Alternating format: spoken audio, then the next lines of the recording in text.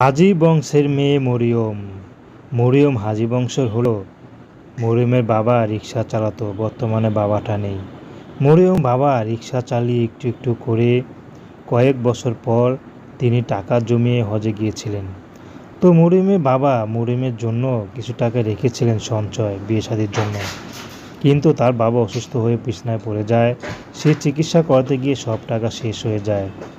তো মরিয়মের বাবা মারা যায়, বর্তমানে নেই। মা আছে, ছোট একটা বোন আছে। বোন মাদ্রাসায় পড়ে। তো বর্তমানে মরিয়ম বিয়ে শাদী করবে, অভাবে সংসার। মরিয়ম যে বিয়ে করবে সেই অর্থটুকু তার মার নেই। এজন্য মরিয়ম এখন ইউটিউবে এসেছে, যদি ভালো একটা জীবনসঙ্গী পায়, সেই মানুষটি যেমনই হোক না কেন, তার বয়স যদি 70, 80, 90 হয়, তারপরে মরিয়ম বিয়ে শাদী করতে রাজি আছে। মরিয়মের একটি কথা, আমার চাই একটা নেককার স্বামী, সে বয়স যেমনই হোক, সে বিবাহিত হোক। তো প্রেম ভালোবাসা বিয়ে শাদী আপনাদের ব্যক্তিগত ব্যাপার।